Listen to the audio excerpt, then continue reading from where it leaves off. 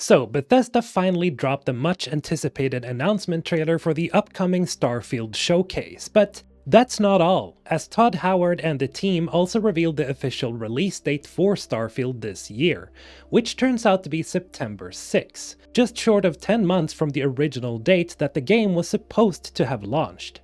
Now, before we dive into some of the interesting details we see in the trailer, I just want to point out that September 6th is officially known as the Fight Procrastination Day, which is pretty hilarious considering what we'll all be doing on this particular day of the year, which is putting everything else aside and just no-lifing Starfield for a considerable amount of time.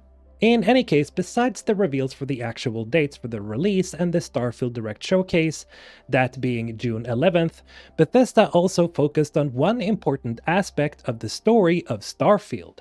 Now, in previous trailers, we've seen glimpses of what looks like mysterious alien artifacts and technology, and we've also had this blonde lady narrating the importance of these findings in both the reveal trailer and the 2022 gameplay showcase. And in this new reveal trailer, we get a closer look at what these alien things seem to be. But first, we also hear a bit of narration by what sounds like an operator greeting us aboard the so-called Constellation Star Station LO868 that we see a glimpse of at the intro.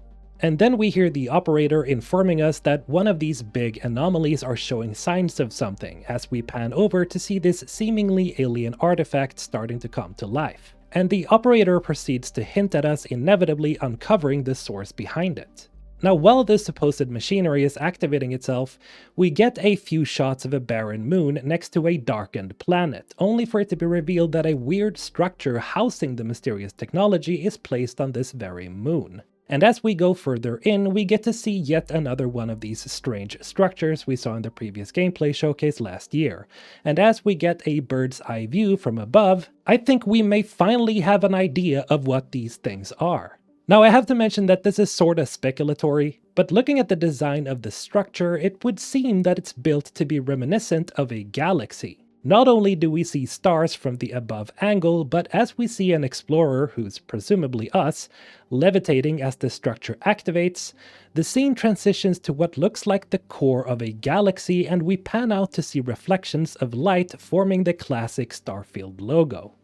Now, my first idea is that these things are probably portals, perhaps portals to the center of the Milky Way galaxy.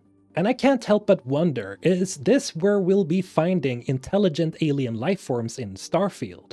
Or do these supposed portals lead to somewhere else entirely? Well, that's the million-dollar question.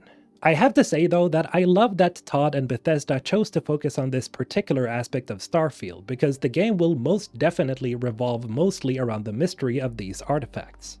Beyond this, we get a couple of glimpses here and there of the folks at Bethesda working on Starfield. We see the lead producer, Tim Lamb, playing Starfield behind Todd, and I'm not gonna lie, it looks pretty smooth from that little piece of gameplay we see.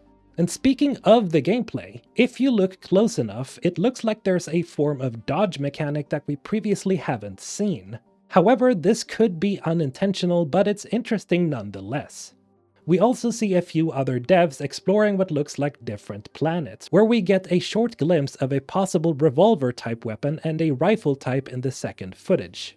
In a third and fourth snippet, we see a tropical-looking biome with dinosaur-looking aliens running around, and then a small glimpse at the helmet section for the inventory. And ironically, we see a helmet on the computer right next to the developer. Yes, I do realize that this detail is pretty pointless, but I found it funny nonetheless. The final detail is something you'll definitely miss if you blink, and this is what looks like the lead writer, Emil Pagliarulo, writing some dialogue for the game. To the right, there are two pieces of concept art where we see one suit design. The other one though I can't really make out, but it looks like New Atlantis, which is one of the main hubs we'll be visiting. However, I managed to make out what Emil is writing in the script. It follows. United Colonies logo at the top, SysDef logo below it to the left.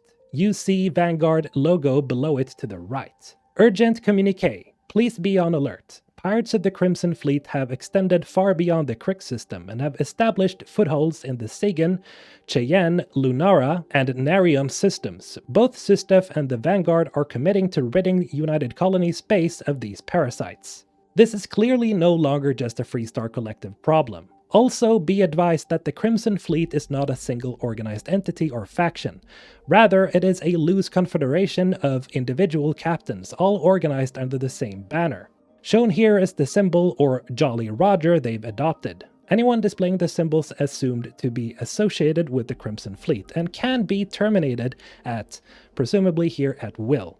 Any questions should be addressed to Lieutenant John Tuala at Mast for the Vanguard, and Commander Kibwe Ikande aboard the USA Vigilance for SysDef. New Atlantis, Planet Jemison, Alpha Centauri.